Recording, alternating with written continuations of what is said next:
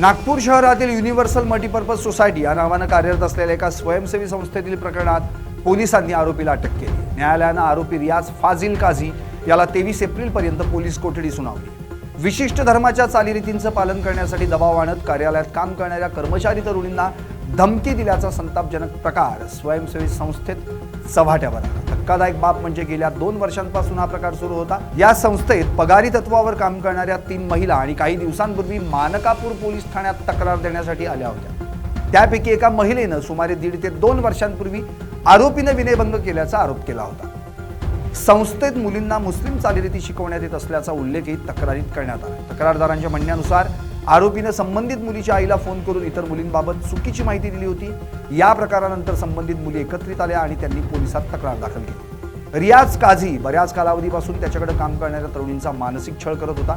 त्याच्या गोष्टींना दाद न देणाऱ्या तरुणींना त्यानं नोकरीवरून काढून टाकण्याची आणि चारित्र्यावर शिंतोडे उडवण्याची धमकी देखील दिली होती। त्यानं कुटुंबियांना देखील धमकी दिल्याचं तरुणींनी दिलेल्या तक्रारीत नमूद आहे। काझी हा फिकर फाउंडेशन आणि पडे हम पडाए हम या नावांनी स्वयंसेवी संस्था चालवते। त्याच्या संस्थेत काही कर्मचारी कामाला असून त्यात काही तरुणींचा देखील समावेश आहे। पोलिसांनी दिलेल्या माहितीनुसार या प्रकरणात आतापर्यंत 4 महिलांनी तक्रार नोंदवली आहे। दरम्यान आरोपीच्या म्हणण्यानुसार संबंधित संस्था ग्रामीण तसेच शहरी झोपडपट्टी भागातील मुलांना शिक्षण देण्याचं काम करतं।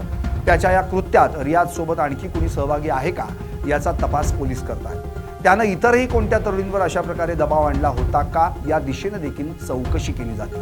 त्याच्यामध्ये काही मुली परवा आपल्याकडे आलेल्या होत्या आणि त्यांनी युनिव्हर्सल मल्टीपर्पज सोसायटी नावाचा एक NGO आहे, त्याच्यामध्ये रियाज फाजिल काझी हा आरोपी आहे। त्याच्याकडे त्या NGO मध्ये पगारी तत्वावर काम करतात।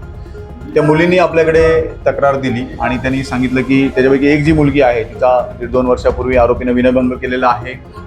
मुलींना तो मुस्लिम चालीरीतींची काही माहिती देत होता आणि 8 दिवसापूर्वी एका मुलीच्या आईला फोन करून आरोपीनं इतर मुलींच्या कॅरेक्टरविषयी काही निगेटिव्ह माहिती दिली, कॅरेक्टरविषयी चुकीच्या गोष्टी सांगितल्या आणि त्याच्यामुळे त्या मुली एकत्र आल्या आणि परवा आपल्याकडे तक्रार दिलेली आहे। याच्या तक्रारीमध्ये भारतीय न्याय संहिता कलम 74, 75(2), 78(2), 296, 302, 356 आणि IT ॲक्ट 66C प्रमाणे गुन्हा दाखल केलेला आहे। सेम डे वरिष्ठांच्या मार्गदर्शनाखाली तपास चालू करून आरोपीला अटक केलेली आहे।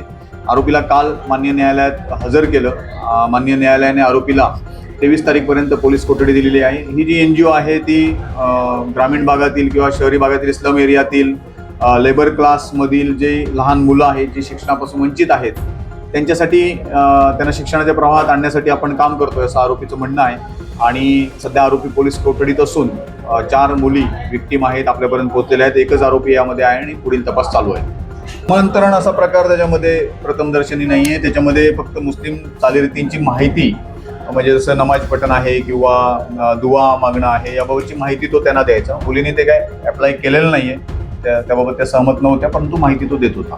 जी कंप्लेंट करणारी मुलगी आहे ती अजून त्या ठिकाणी जॉब करत होती। आता काल परवा तक्रार झाल्यानंतर ती बंद झालेली आहे आणि इतर मुली काही दिवस जॉब करून त्यांनी जॉब सोडलेला आहे। काही शिक्षण घेत आहेत, काही प्रायव्हेट जॉब करत आहेत। त्या मुलीनं जे 1.5-2 वर्षापूर्वी वाढदिवस होता त्यावेळी बॅड टच करून तो विनयभंग केला असं मुलीनं सांगितलेलं आहे। मानकापूर पोलीस स्टेशनने वरिष्ठांच्या मार्गदर्शनाखाली संपूर्ण कामगिरी केली।